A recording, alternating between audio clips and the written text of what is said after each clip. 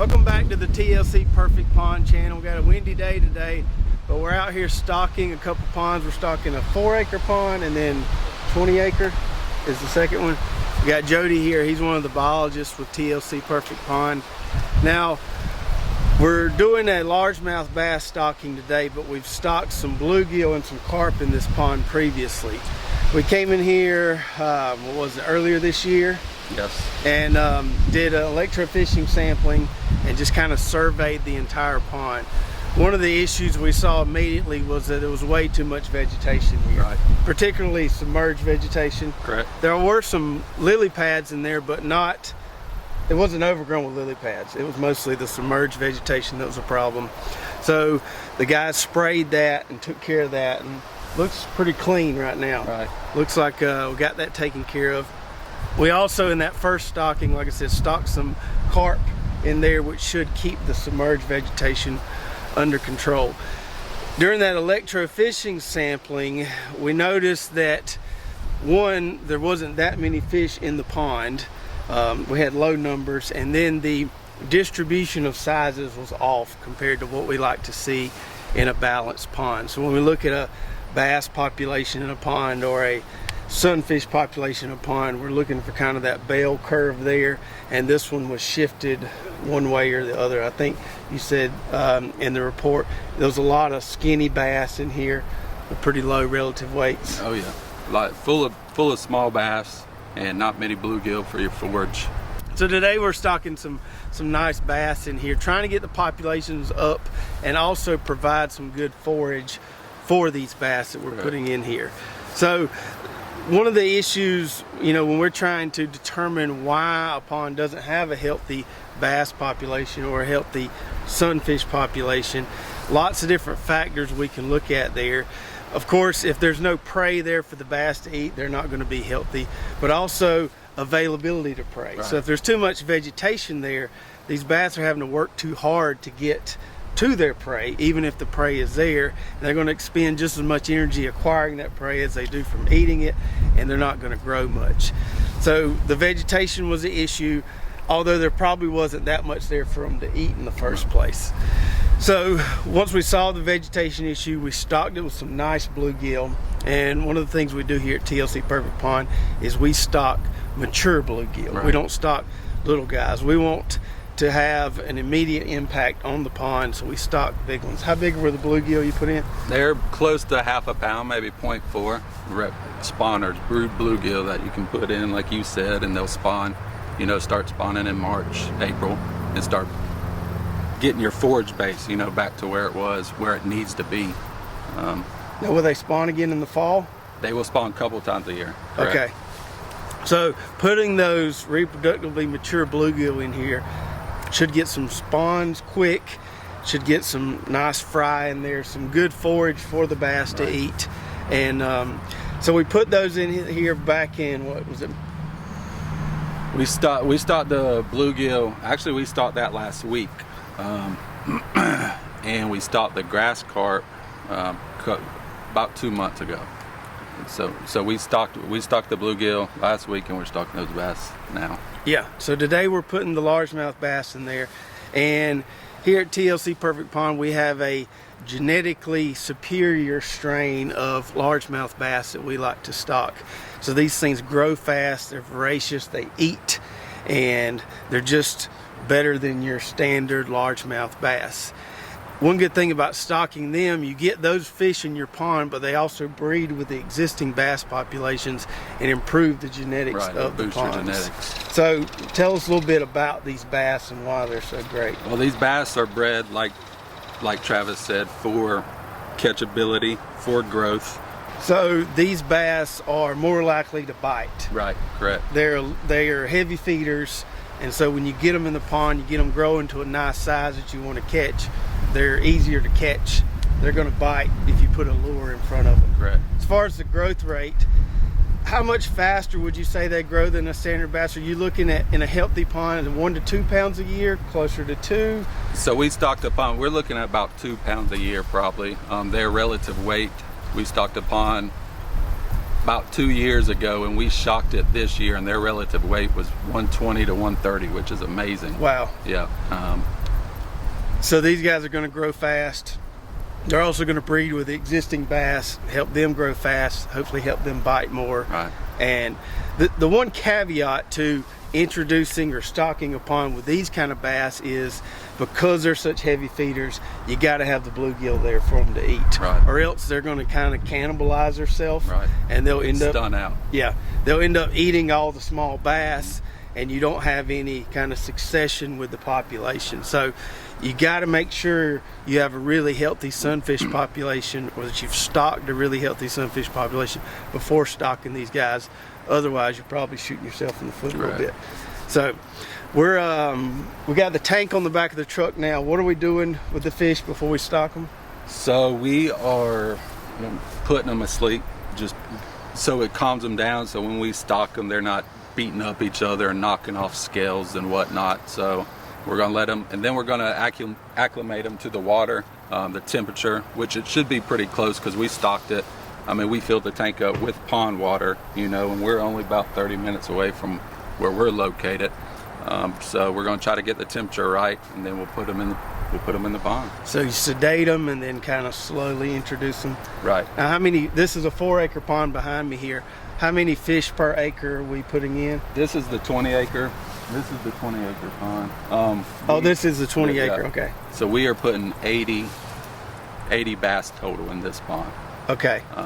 We were going to do 65, but the pond owner wanted 80. Wanted 80. Yeah, so in a pre-existing pond, we usually do about 5 to 6 extra per acre. 5 to 6 bass per acre. And these bass are how big?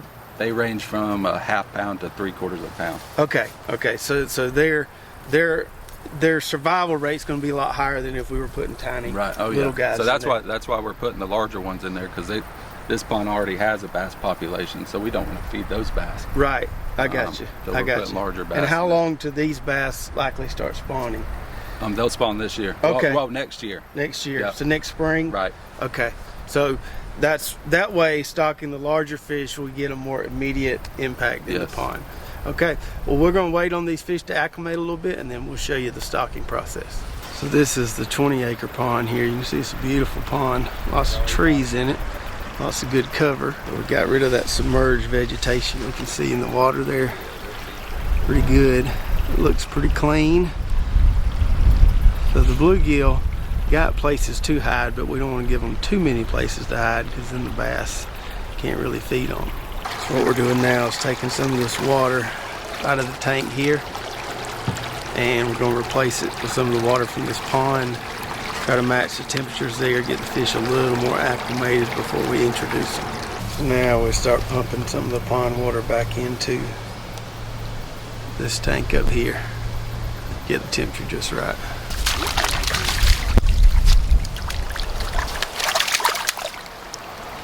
So it's nice, healthy, nice relative weight to those guys. What, about 12 inches long? A lot of them. Nice looking fish there. Might be a little sleepy. Yeah, they're not moving a whole lot yet. Oh, they will.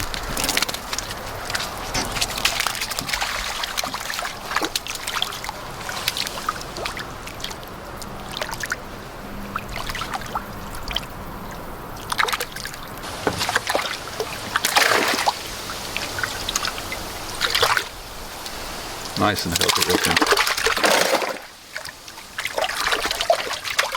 Nice fish there.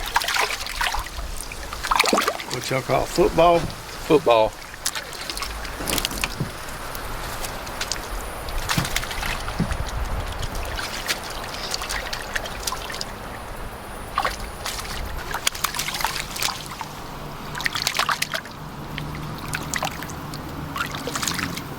Last two for this pond here. So how many do we do total? 80. 80. So this is the 4-acre pond, smaller than that first one we stocked. We had a lot of the same issues in here. Not many fish, odd distribution of sizes of fish.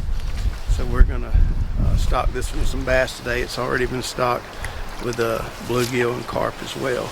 See those little guys in there?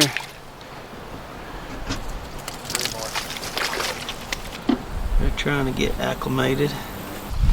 So you can see some of that submerged vegetation there. It was covered in the whole pond, but we got it knocked back, so there's just a little bit on the banks now.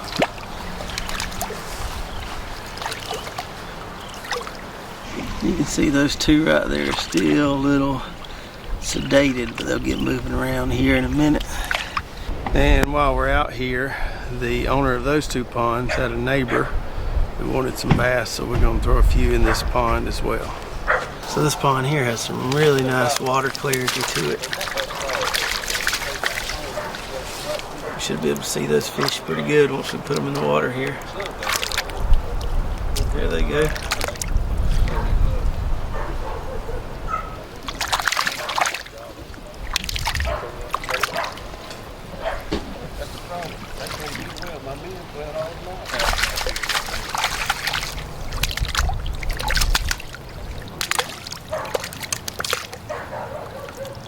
A nice fish there.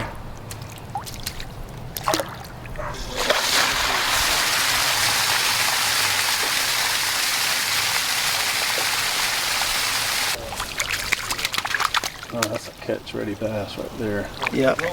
Was that at least 1 pound? He's getting very close, yeah. Nice fish. So when we stock bass in a pond like this, we always tell the owner, try not to harvest any for at least a year. Now, sometimes it's hard to tell the difference between the hybrid bass we're stocking and a healthy bass that was already in the pond. And we tell them if they catch a bass that looks skinny and with a low relative weight, go ahead and remove that one because it, bad genetics contributing to the population. But we don't want to harvest any good bass out of here for at least a year. Let those newly introduced bass contribute to the population, get those genetics mixed in with the existing bass, and it should make for a good long-term largemouth bass fishery. So we've got our stocking done for the day, and these ponds that we're doing are a good example of our complete pond management plan. So the last thing you want to do is just go in and blindly stock fish in a pond because you think you got a problem. You want to look at all aspects of what's going on in the pond: the vegetation, the population dynamics, the fertilization, the water quality, all those things before you stock a pond, because you could be stocking it and trying to solve a problem that you don't have. The problem could be vegetation, the problem could be fertility. And also, we don't want to stock a pond with bass until we have a good bluegill population or a good sunfish population there.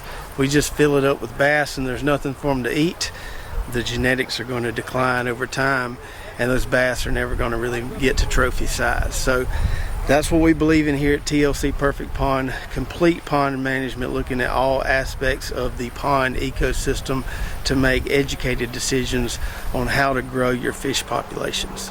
So I hope you enjoyed today's video. If you're in Georgia or North Florida and need some pond management services, you can go to our website at tlcperfectpond.com. There's a contact us form there. Fill that out, we'll get back with you, come out to your pond, schedule a consultation there to look at your pond and start addressing some of the problems you might be having. As always, don't forget to give us a thumbs up if you enjoyed this video. Hit that subscribe button if you haven't already, and we'll see you next time.